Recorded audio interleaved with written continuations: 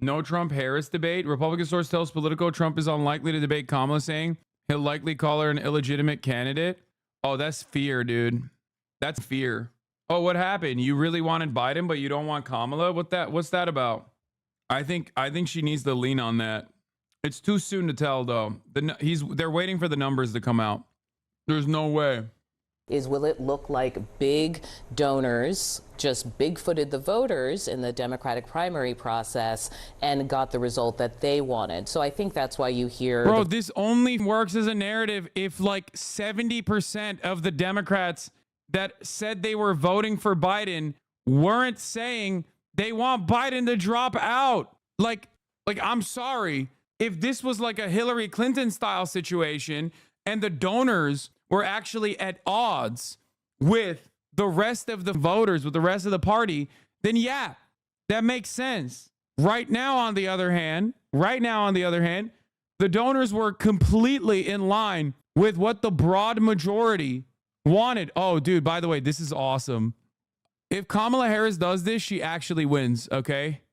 So I don't buy that argument that impeachment does not make sense, Senate will acquit. I don't buy that argument. There needs to be accountability. I mean, what are you going to do in the next 1 year to diminish the mentally retarded action of this guy? He called him mentally R-worded Trump, and Kamala Harris's response was... Well said. Well said. Well, I plan to win this election, I'll tell you. Bro, that's so funny that this is the attack ad from the RNC Research Lab. This is what you cooked up. If she keeps that momentum, is the RNC Research trying... If she keeps that momentum, that's free promo, okay? Because, like, obviously, those who would care about ableism are not going to care about ableism enough to be like, I'm not voting for whoever the Democrat is over Donald Trump. And all you're doing is, like, showing at least, like, people who are on the RNC Research side, maybe in the margins, that, like, you know, she's a little bit more lighthearted than the annoying woke scoldy ass Democrats. As well as different groups. You're going to continue to see throughout the afternoon different progressive groups and members of Congress come out and acknowledge their support for her. Yeah. I was just going to say, we've got to take a quick break. We're going to continue all of our analysis, all of our reporting right after this. We'll be right back.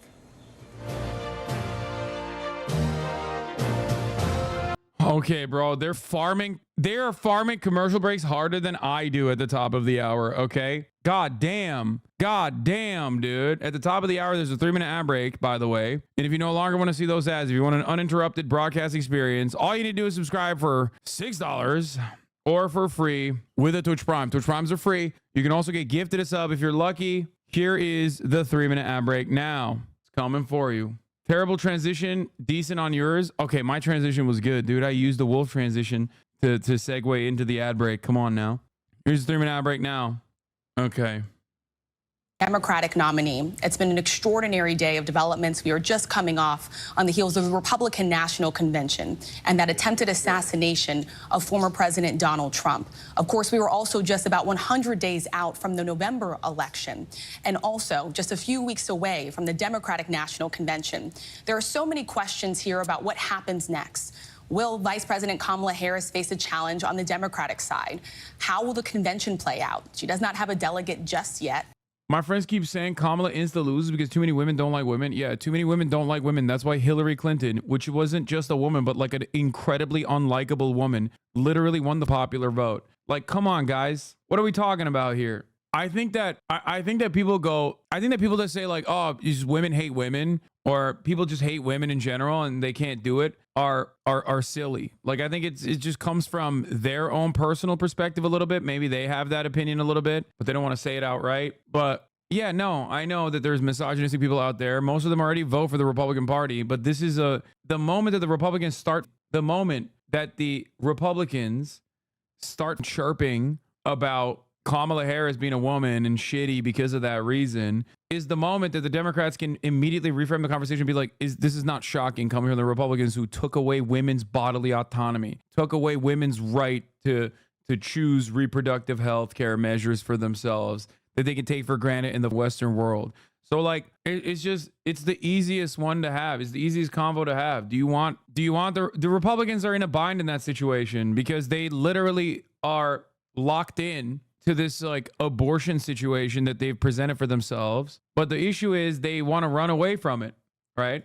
They want to run away from the abortion stuff because it's deeply, deeply unpopular. Nobody wants to think about like a blonde, blue-eyed woman in Texas dying as a consequence of an ectopic pregnancy that she couldn't get aborted in time.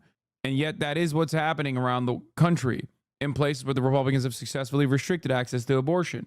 So like that is massively consequential for this election. Kamala Harris being a woman automatically brings out the forefront, and in a way that like Hillary Clinton never could. Beyond that, I hope Kamala Harris doesn't do that like, oh, you don't vote for me, you hate women shit. Okay?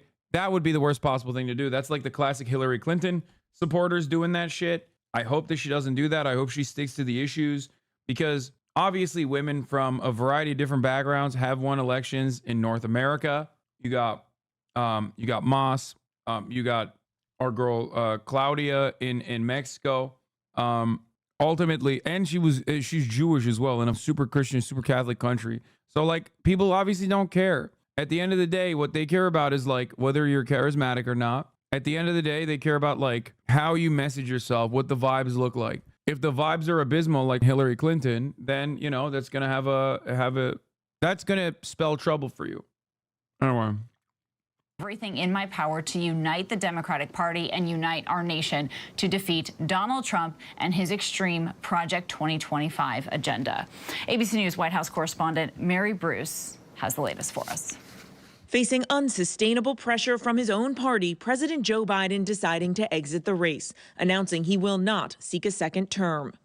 Calls for him to step aside have been growing since his disastrous debate performance in late June.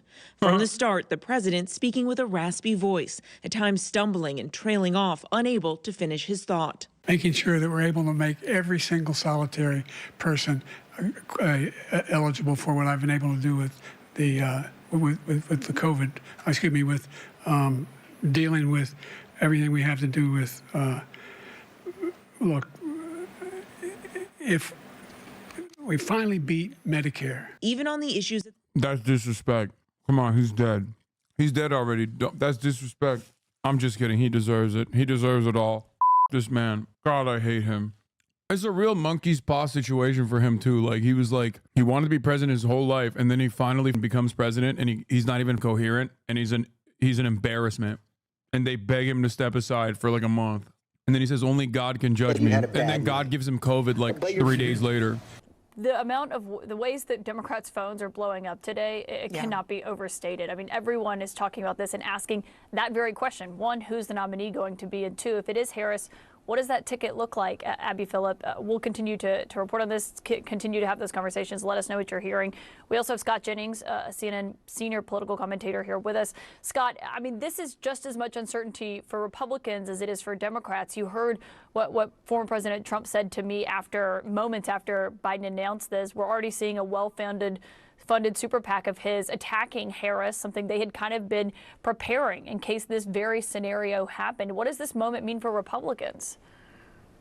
Yeah, it's shocking. I mean, if I had known the second coming of the Lord Almighty was going to happen on the East Coast this weekend, I wouldn't have gone to San Diego. I'd have been there with you. But here we are, 3 weeks after the cheap fakes, by the way, episode, which the most embarrassing gaslighting that ever happened. I mean, Republicans are going to paint Kamala Harris as mad. Joe Biden. She's been number 2 in the administration that has a mid-30s approval rating that's overseeing this inflation crisis. She was the border czar. He's so for the mad immigration today. crisis that everybody is about. You, and on top of that, she's been one of the principal ringleaders of the cover-up of Joe Biden's actual condition. So I hear I've been listening for the last couple of hours, a lot of crowing and pumping up. Scott is the Republican on the CNN lineup. Not a great politician. For those of you who don't know, president once, and it was a complete disaster.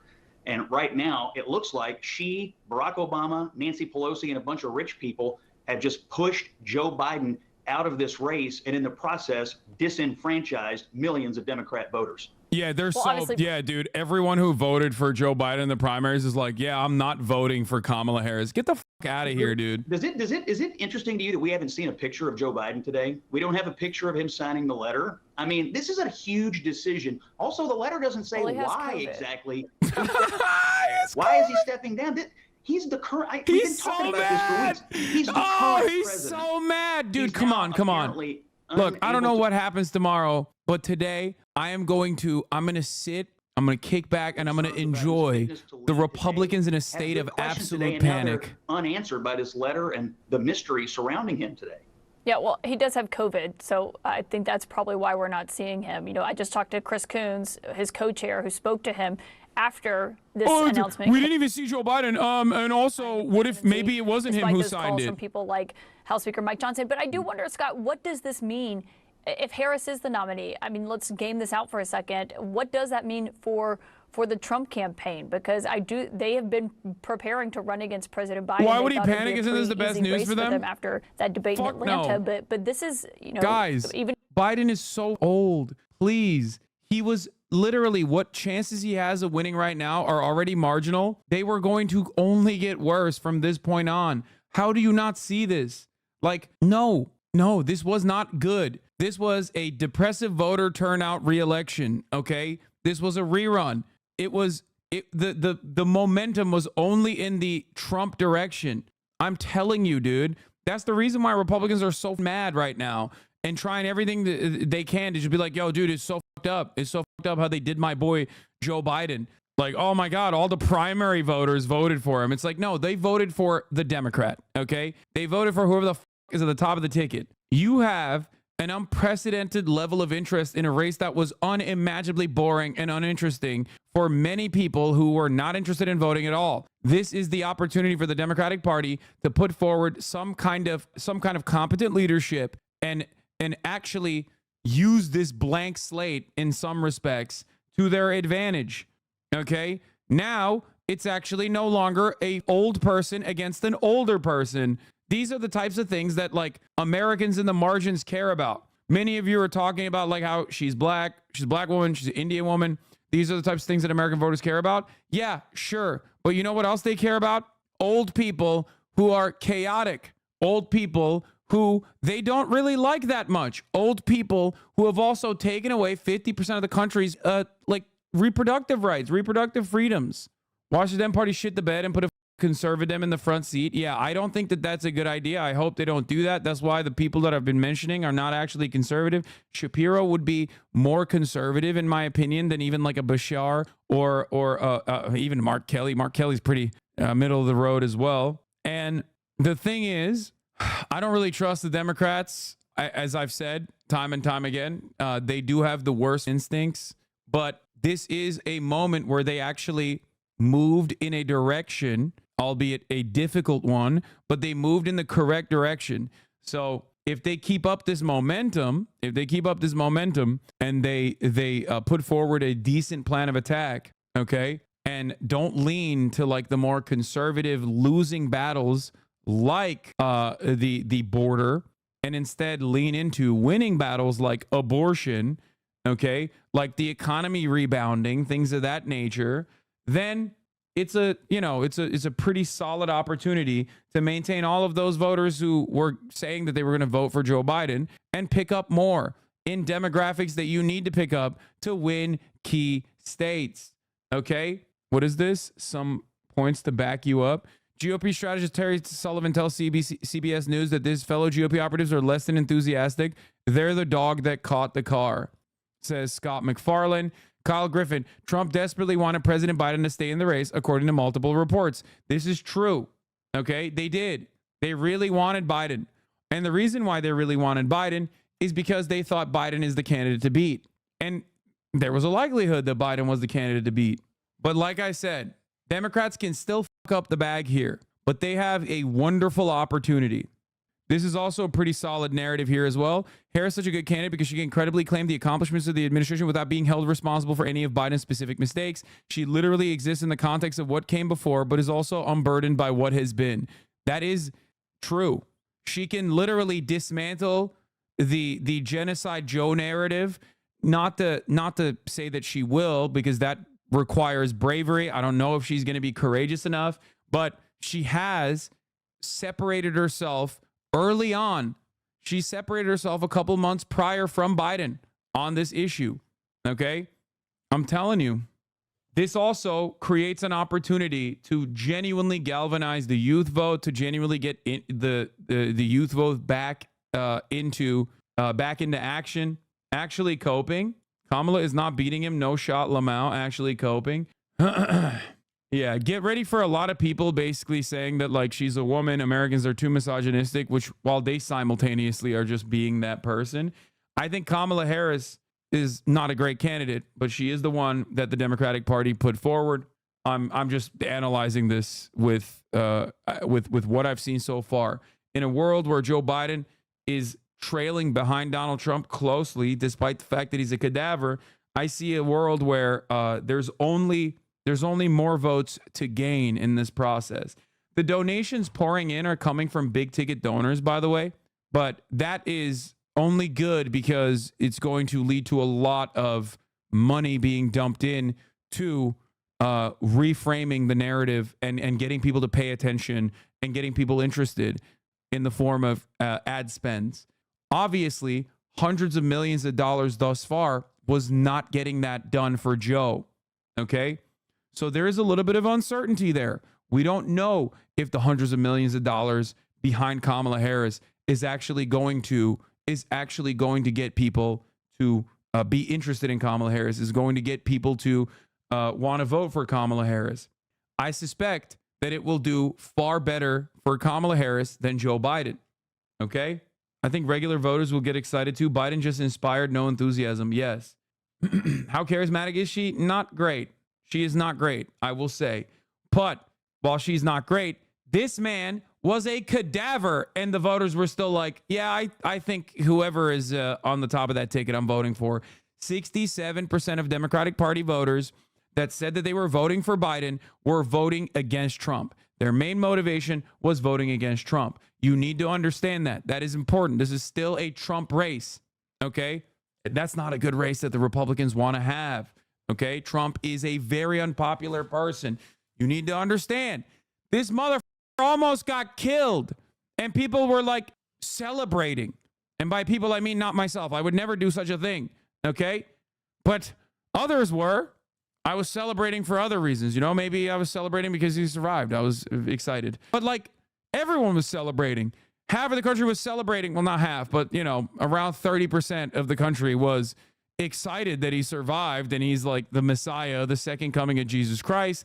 The rest of the country was like, the rest of the voters at least were like, yeah, no, this is kind of sad. The race, the Lord Almighty's not coming down. But it wasn't enough to quell concerns. Lord the Almighty calls did come from down. He got Democrats for COVID. him to step aside, growing to a steady stream. I salute President Biden. I just feel that it's time.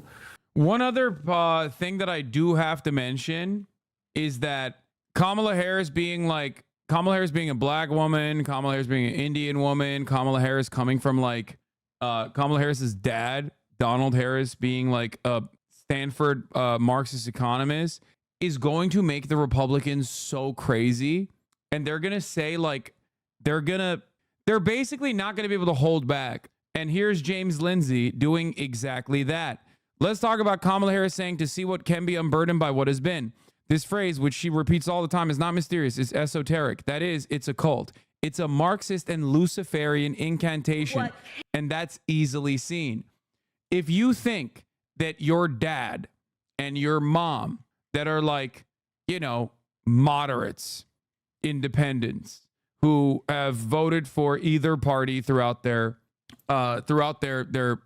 lives, are going to look at this and go, no, that's right. I'm actually also just as schizo as James Lindsay. You're wrong.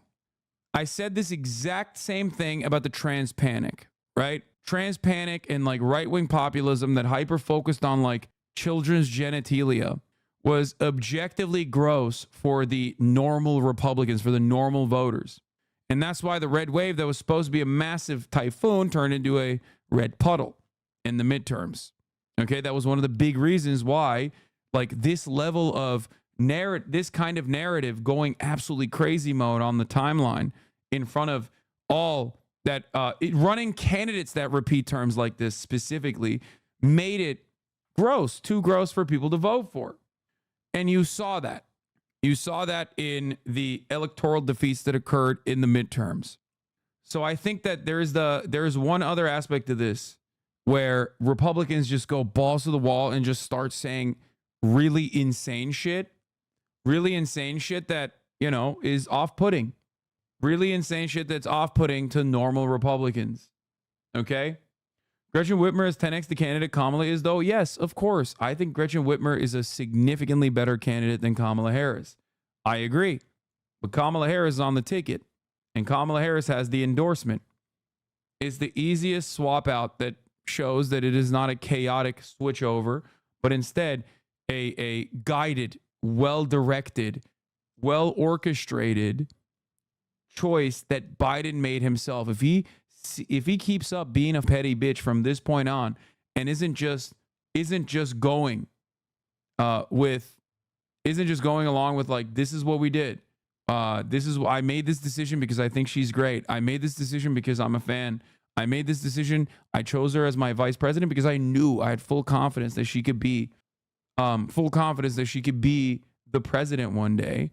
If they don't do that, which I still don't know, but if they don't do that, and if they just, like, have messaging discipline and they ride with her from this point on until November, then the likelihood that she wins the race goes up by a lot. Oh. Lazily taking the least confrontational choice is the best way to win. Neither the best way to win nor the best thing for voters. We need that open convention. I think you're wrong. I'll admit that I'm wrong if that happens and then it's like a banger, but I think that you're wrong on this. Like, I think that's a massive self-own. It'd be great for content. Like, it would be great. It would be great for content. Like, I'm talking 200K viewers average every day for me. Okay, but I still don't think it's the right idea for making sure that Donald Trump doesn't become president.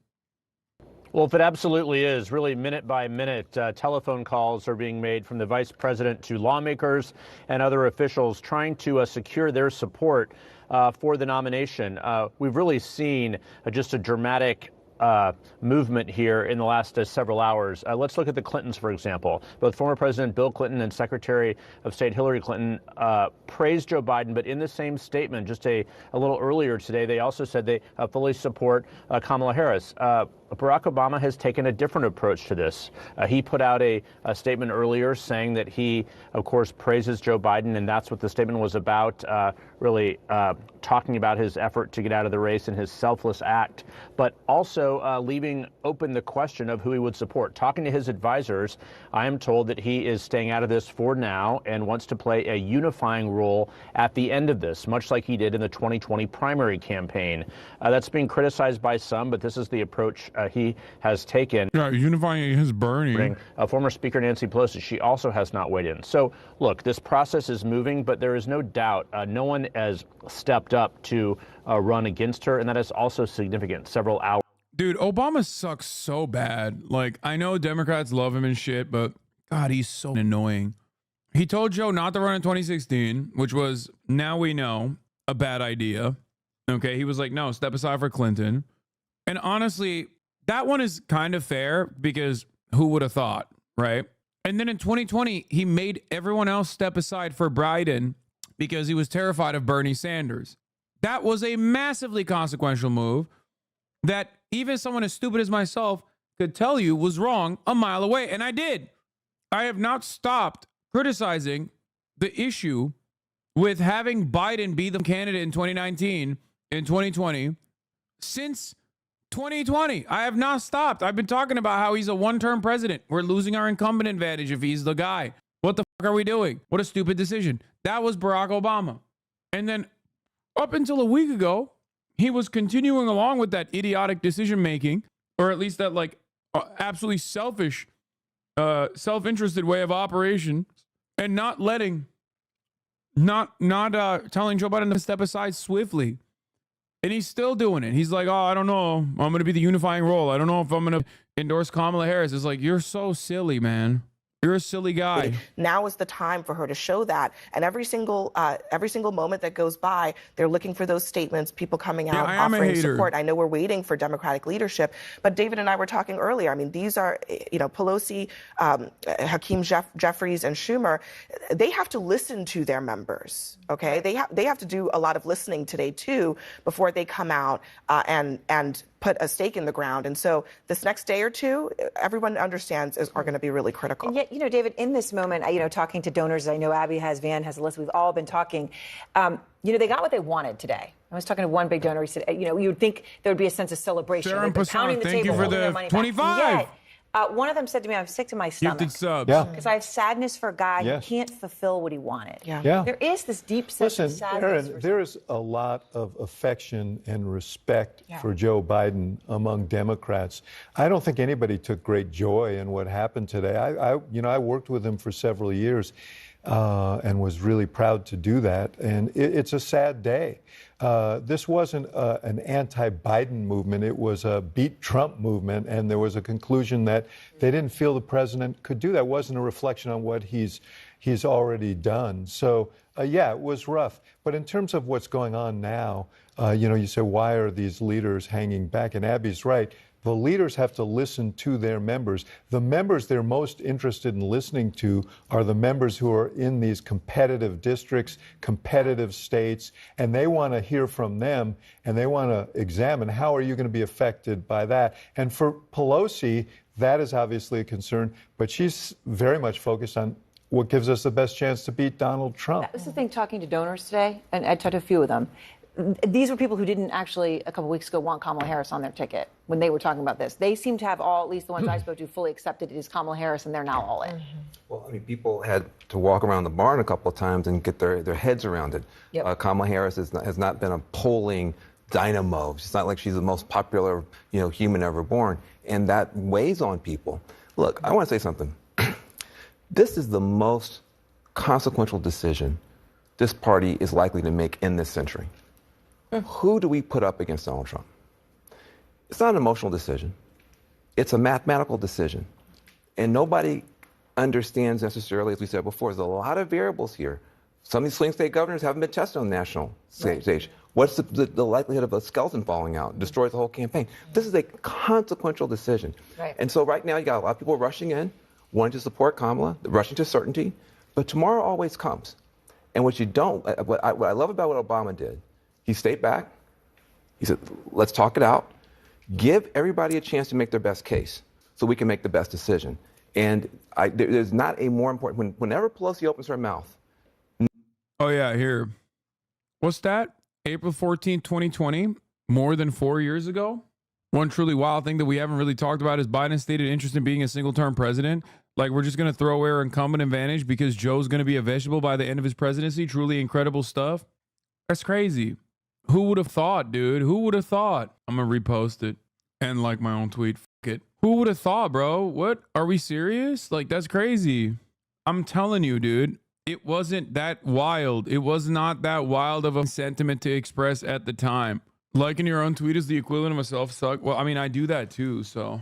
What is your view on Bernie Sanders? I love Bernie Sanders. I will always love Bernie Sanders. However, he has disappointed me gravely he's disappointed me a lot with the Israel stuff. Post October 7, he took far too long to call for a ceasefire. He used to be the boldest, one of the most bold congresspersons out there across the board on the issue of Israel. And now he's like, now he no longer is. And that makes me truly sad. And it's not because the DNC did that to him. He did that to himself. Anyway, having said that, his legacy is still very important. And I think that is something you can't take away from him.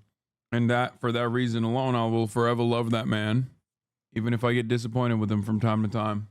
Anyway, I can't believe this got 60K likes. AOC and Biden basically cooked AOC and Bernie a little bit by getting them to be like this ride or die for him. That's why I said I don't think it's a smart decision. And I said it from the jump. I don't think it's a smart decision to be this aggro a snapshot, and the snapshot yesterday is completely radically different than the snapshot today. Look, whatever happens on a given day, the course is clear. The path is clear for Democrats. We must win Michigan. We must win Wisconsin. We must win Pennsylvania. And by the way, we must win one congressional district, Omaha, too, because it splits its electoral votes. That will determine its electoral votes can decide the presidency.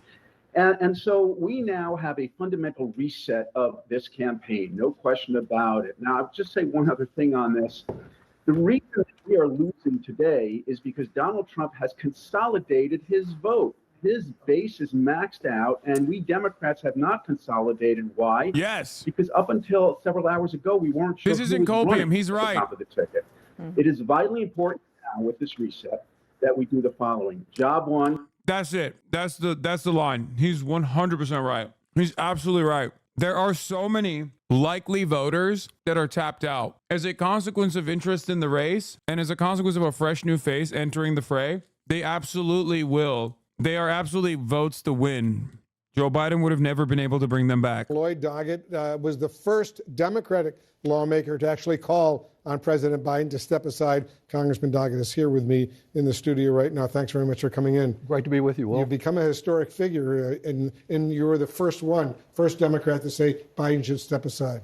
Well, it is a historic day, and President Biden made a courageous decision. Oh, dude, suck me. There were so many goddamn people before this dude. I mean, he was the only elected person doing it, but of course, CNN and mainstream media will never turn around and give props to anybody else. I mean, Dean Phillips deserves more praise. Like Dean Phillips, unironically, I mean, he sucks, but Dean Phillips deserves more praise if you're going to go inside of the Democratic Party. But of course, the person who deserves the most praise is Cenk, Uncle Cenk. For the record, a lot of people are asking like, oh, Kamala Harris this, Kamala Harris that. Like, are you going to vote for her? And I told you I don't know. Part of the reason why I say that is because I don't know what her positions are going to look like. And one of the key positions that I'm interested to see if she actually deviates away in terms of foreign policy is on the issue of Gaza. Kamala Harris has lightly, under the vice presidential position, lightly sidestepped Biden at times, called for a ceasefire before Biden did. These are significant, but I might be simply wish casting. Okay? That matters. Depending on how she moves and which direction she moves in, is absolutely going to determine whether I vote for her or not. Personally, obviously, I'm not going to stop you from voting for her if you want to. But if you're asking me what my position is, that's what I care about. I also simultaneously believe that if she continues the right-wing immigration agenda, and on top of that, does some like nutty Zionist shit. You did this? What is this? Stop calling me a Republican law. Yeah. If she just continues along with Biden's foreign policy, which is going to be difficult in general, because how are you going to criticize Biden if Biden is still going in one direction and you want to go in another? The upcoming days will be tricky on that front. So we'll see. Single issue voter, Hassan? No, I'm far from a single issue voter, but ultimately it doesn't matter. Squirrel's not being as charitable about it as you. Yeah. Okay. Who gives a shit? Like, yeah. Okay. She's mad at me. Why do you guys care? She'll get over it. It's kind of wild that there's 92,000 people in here and you're like bringing up an anonymous account who I am almost completely in agreement with on every issue, including even Kamala Harris. I'm just holding out to see whether or not she will actually follow through on Joe Biden's agenda to a T. Also, she hates everybody, and sometimes myself as well. But think about what you're doing when you're like, oh, this account on Twitter doesn't like you, is like crazy. There's a million people that don't like me. Squirrel, on the other hand, is someone who I am in agreement with more times than I'm not. Only if you care more about the drama than the actual news that are happening do you bring up such stupid things. Don't do it in the future. All right, from this afternoon, CBS News. CBS, will you debate VP Harris, Trump? I don't know who I'm going to debate. So far, we haven't determined who's going to be on that side, but I think whoever it is, I'd like to debate. Yeah, sure. 100%. More. CBS, does it change how you see this whole race? Trump, no, it's policy. The policy is still bad. The policy, whether it's him or her, wouldn't be any different. She was in charge of the border. She was the border czar. She was the worst ever. You know, it's really been a shock to the country. A lot of people got together. They kept him in a basement. The fake news media went along with it. And we have a man in there that shouldn't be in there. Trump added, I think he's been the worst president in the history of our country. He's been a disaster, the worst president we ever had. So I think it's good for the country. Anyway, so by delaying his endorsement, Obama has ruined Kamala Harris' chance of becoming president, essentially committing political suicide for the Democratic Party. No, I don't think it matters that much. I think it's a shitty thing to do, though. It's a shitty thing to do in general, to not like endorse the person that Joe Biden endorsed. Like, what the fuck are you doing? But no, I don't think it ruined the Democratic Party or anything. Would you say you are unbiased? No answer needed. What? No, of course I would never say I'm unbiased. I say I'm honest and always will tell you what my biases are.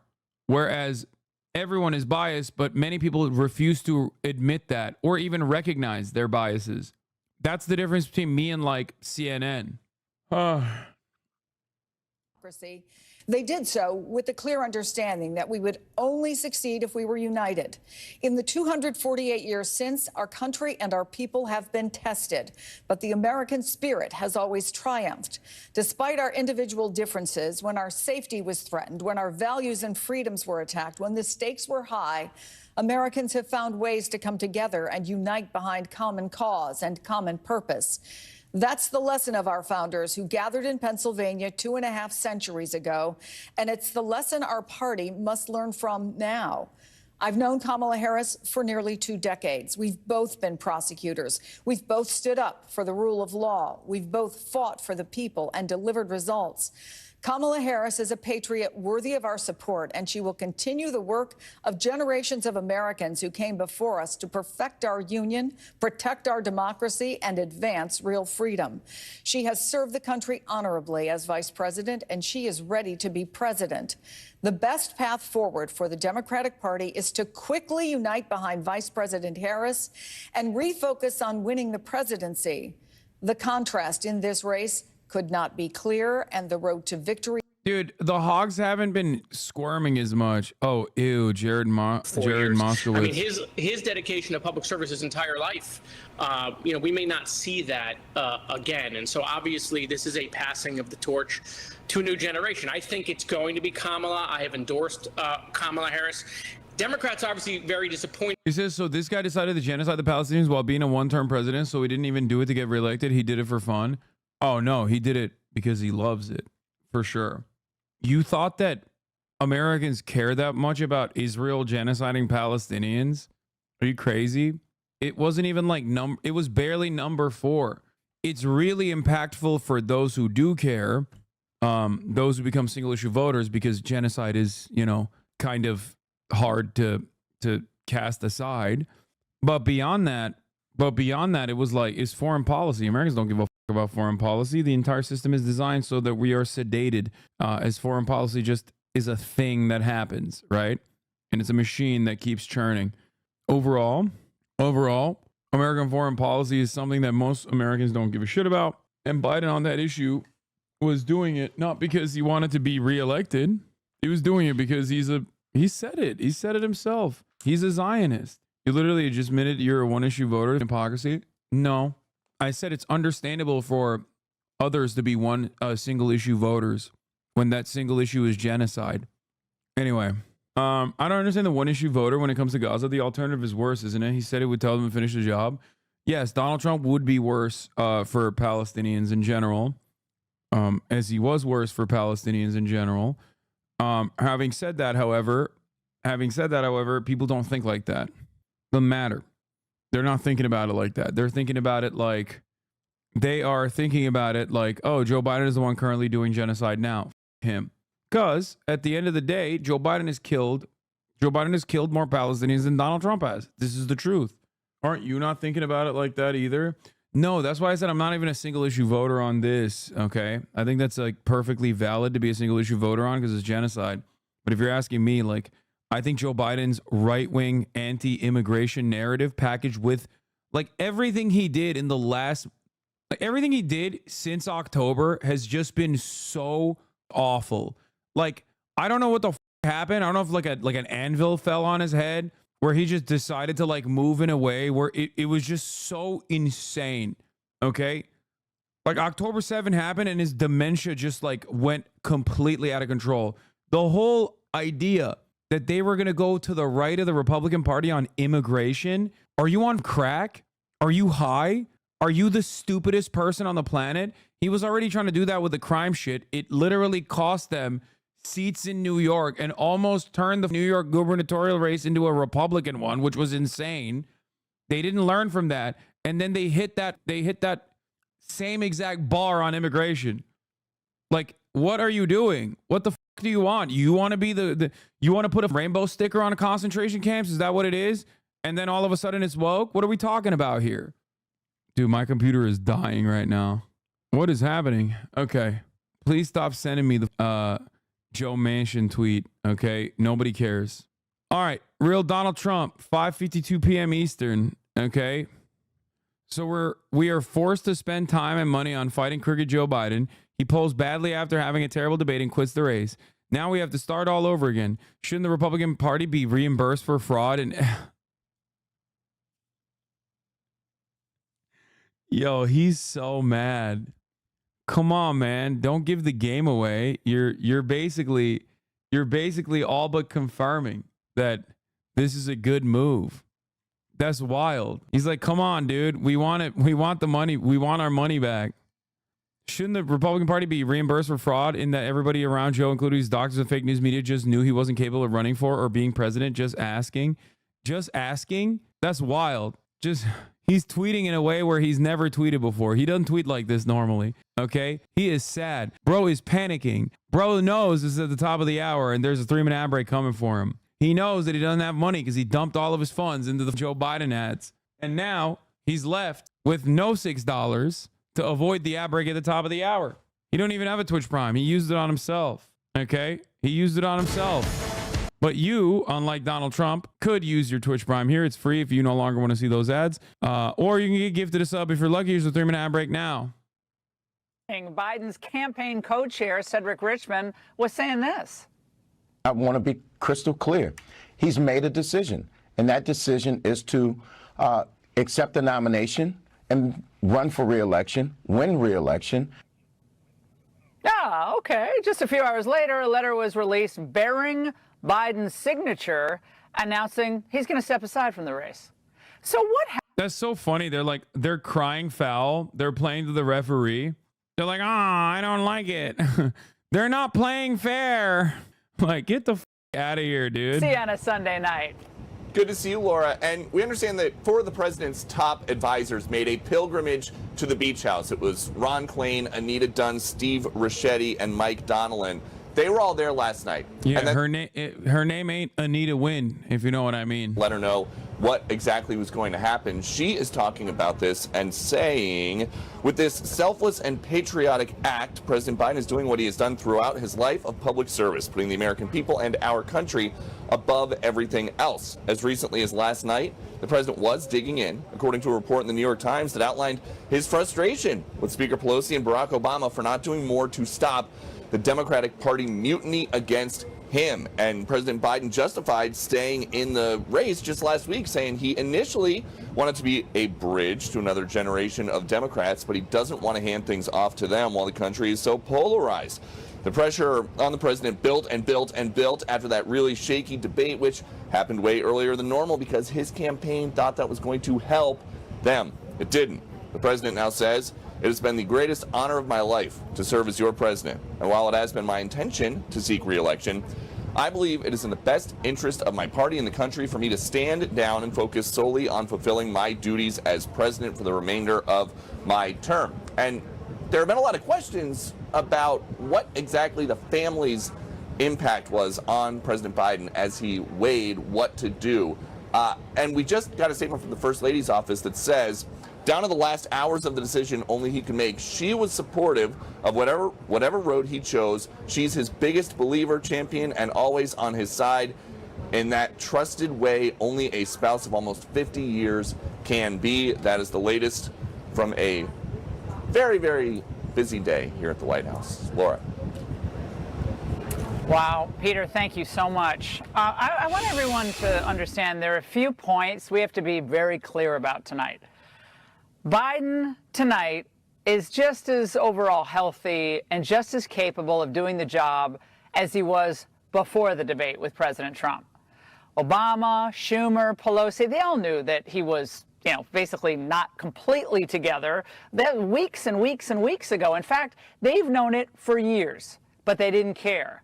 They didn't care so long as it didn't threaten their hold on power. So what changed for Biden wasn't his overall competence. They're so good. They immediately moved on. They're like, all right, time to bust out the new moves, okay? To solve this threat, the power brokers in the party apparently intended to give the nomination to Kamala Harris. Well, that is ludicrous. You think you just fell out of a coconut tree? You exist in the context of all in which you live and what came before you. The significance of the passage of time.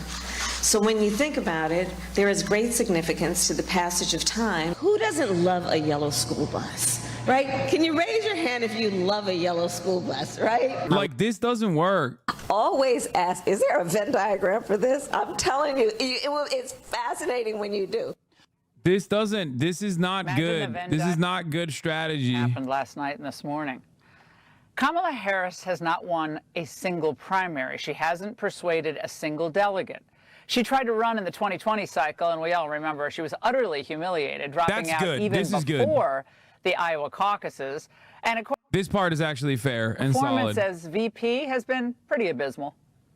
Vice President Kamala Harris and her office are on damage control tonight after the latest in a series of missteps. Growing tension between Vice President Kamala Harris and the White House. As the 2024 race heats up, can she make a good second impression on voters? Or could she drag down the Democratic ticket?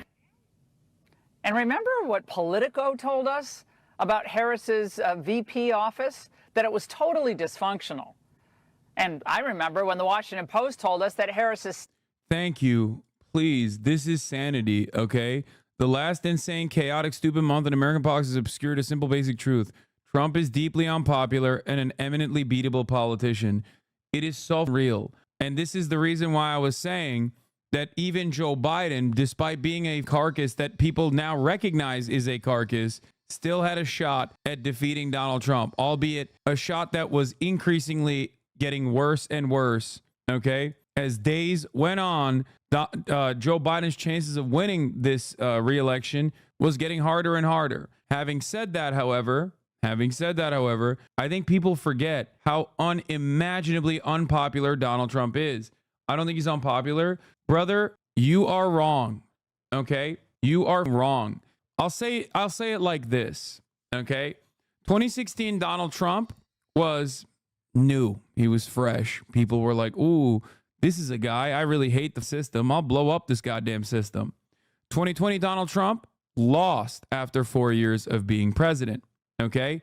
At that point, he was no longer an unknown entity. Everybody knew him. His popularity stayed solidly at that 30% base of support. That support is an absolute must if you want to win the Republican Party's primaries. But the Republican Party itself recognized how polarizing and unpopular Donald Trump was. Okay, I live in Butler. Yeah, he might be popular in Butler, but guess what? Butler County, Pennsylvania is 14,000 people. Okay, he is not popular in populated areas. Like, that's a predicament.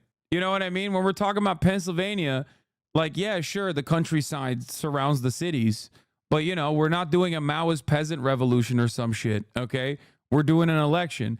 And in a Democratic election, you got to be popular in the cities, too, if you want to win the state. You feel me? 200K people, actually. I thought Butler was tiny. Turns out he wasn't popular enough in Butler. There was at least one guy. He won in 2016, which disproves that. Brother, Donald Trump in 2016, like I said, was an anti-establishment candidate. He had not actually shown what he would be like if he was the president. Okay? Now, as far as the anti-immigrant sentiment goes, I was right, and that chatter who randomly said there's 200,000 people in Butler was wrong. City of Butler is around 13K. Also, Donald Trump still lost the popular vote, so there is that reality as well. Okay? I had lunch with some coworkers, blue-collar jobs, Southwest Ohio. Most of them laughed when another made a joke about Trump getting shot. Yeah, there was one guy who didn't like Donald Trump in Butler. Okay? on that day, there was one dude who was really not on board with Donald Trump, okay? His name, Thomas Matthew Crooks. Turns out he wasn't really on board with Joe Biden either. Donald Trump happened to be in distance, in the appropriate distance for him, all things considered. Anyway, yeah, Trump losing his incumbency advantage should be evidence enough. Yes, like Donald Trump is not a popular person. He's a very polarizing candidate, and he's also a very unpopular candidate. Okay, he is perhaps one of the best candidates that the Democratic Party at this stage could run against. And the Republican Party recognized that reality, which is why they tried to get him out. But one thing that I forgot to mention, and I keep saying I was going to talk about this, and I keep forgetting because I get sidetracked over and over again. The one thing that I keep forgetting is immigration. The pro-immigration sentiment is untested. What the Democrats need to do is actively be like, oh, you want to... Right now, there's a 60% approval rating for deporting every single migrant living on U.S. soil. Okay? That is insane. And I don't think people understand how scary that is. But the reason for that is because this narrative is uncontested. Okay? That's Pew Center research studies conducted on the matter. Okay? That is uncontested. What do I mean by this? Not a single person on the Democratic ticket has turned around and said, how do you suppose we do this? Okay? How do you suppose we do that? Walk them through the steps. The American population objectively hated when Donald Trump used family separation as a deterrence policy. Because at the end of the day, even if a Nazi doesn't want to be called a Nazi, even a Klans member does not want to be called a racist. Okay? When push comes to shove and you start imagining what that policy would look like in real life, you will cause genuine distaste in the broader population for mass deportation. These freaks had mass deportation signs at the RNC, and that is on the Democrats. Make no mistake, that is entirely on the Democratic Party, because these cowards have not, for even one moment, turned around and went, mass deportation? Excuse me, how will we do that? Do you want to build camps? Do you want to start door knocking? Do you want to send in BORTAC units to every Hispanic community and do dragnets and then process them through the criminal justice system and put them inside of camps where you concentrate certain subsects of the population? Because that sounds a lot like Nazi Germany to me, because it is. Because that is exactly what it is. And the problem is the Democrats did not do that. Instead, they literally rolled around and showed their belly like the cowards that they are. That needs to change yesterday, okay? You need to make Republicans understand what they are voting for. Because the last time the Democrats refused to do that, abortion rights were taken away. Reproductive rights were taken away. And now the Republicans are suffering as a consequence of that, by the way, and they deserve it. But they're suffering politically as a consequence of fully following through on their insanely restrictive, insanely cruel agenda. Every blonde, blue-eyed woman in Texas or in Ohio or in any number of red states that will have complications as a consequence of not being able to abort their ectopic pregnancy is on them. And Americans know that. But it shouldn't get to that point. It should not get to the point where the Republicans actually do follow through on their agenda. And then everybody goes, oh my God, who would have thought that it would be so cruel and so unusual? The Democrats cannot cower and wait for the Republicans to build the concentration camps and to start doing mass deportation until they turn around and go, see, we told you this was really bad. Especially when they themselves are the ones who are now actively pushing a right-wing immigration agenda. Okay? I think that is an even greater misstep than actively participating in the ongoing genocide in Gaza from an election standpoint. I'm not talking about the morality of it. I'm simply talking about in terms of winning this election, in terms of winning this re-election. That is a bigger mistake than even the Gaza thing. Okay? Yeah. Also, this is a good take, and we're so there. Edinger Mentum says, welcome back to 2022. I think watching Trump curb stomp a black woman will be even more satisfying than watching him commit elder abuse on a scale usually only possible by 300-pound Nigerian women. So I'm actually looking long forward to the Kamala Harris presidential campaign. You would never be able to put your face to this kind of sentiment in the real world. Okay? This is the type of racism that like racists would maybe shudder at. Okay? And the reason Edinger Mentum is saying welcome back to 2022 is because this is exactly what the Republicans did. This is exactly what they did. They thought because Twitter is like weird and very right-wing, that like the rest of the world, the rest of America is like that. Okay? Especially when it comes to immigration. This isn't like trans issues. Okay? Everybody knows somebody that is either an immediate relative of an undocumented migrant or knows an undocumented migrant themselves. You live in the United States of America. There are more than 10 million, perhaps maybe even 20 million undocumented migrants that are living with us every day of the week. We work with them. We talk to them. There's like, you don't see them as like subhuman. You only have this attitude online. This is why I say deep blue district Republicans are some of the most reactionary Nazis because they LARP. Okay? They LARP like they're groypers. It's the Ron DeSantis ride or diers. Okay? They're like, oh yeah, this is a winning narrative. Okay? This is a winning narrative. It's like, no, it's not. You're gross. Okay? You're gross. You're disgusting. You're a loser and you're absolutely disgusting. And most voters that live in the suburbs that do have a bunch of racist attitudes will see this and go, oh, ew, okay, that's a little weird. That's like nerdy shit. That's too nerdy for me. Okay? A lot of people know trans people at this point. No, that's your generation. That's generational. If you think a lot of people know trans people, then it's entirely related to where you live and what generation you're in. Yeah, they're doing birtherism. Like this type of shit is not going to work. In the time that we started talking about, immigration and whatnot. Yeah, Trump says he'll round up millions of Latinos in mass detention camps as a part of Project 2025. Then it says it'll be larger than the 1950s military-style operation called Operation Wetback. I take the oath. That is why, as soon as I take the oath of office, we will begin the largest deportation operation in the history of our country, even larger than that of President Dwight D. Eisenhower many years ago. He was a big deportation person. Yeah, why don't you talk about the numbers? Why don't you talk about the name of the operation? He recognizes that ultimately, like I'm telling you, he's getting away with it because no one is calling into question what he's saying.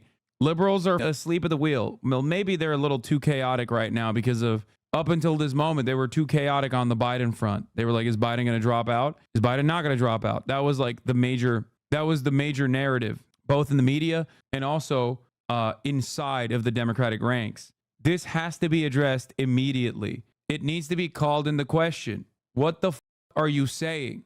Liberals need to start campaigning yesterday. Okay? Then watch what the polling looks like. No, I do not believe that 60% of Americans are on board. Despite what the polling shows right now, I do not believe that 60% of Americans will be on board with mass deportation once they come to terms with what that looks like. Because when you describe to them what that looks like, okay, when you describe to them what that looks like, they're going to go, oh, that's not what he's advocating for. Yes, he is. Yes, he is. He's saying it. At a session around Harris's dining table last Saturday with 6 Democratic governors and their chiefs of staff, according to multiple people who were told, Michigan Governor Gretchen Whitmer slammed away the president and the campaign had been talking about abortion rights.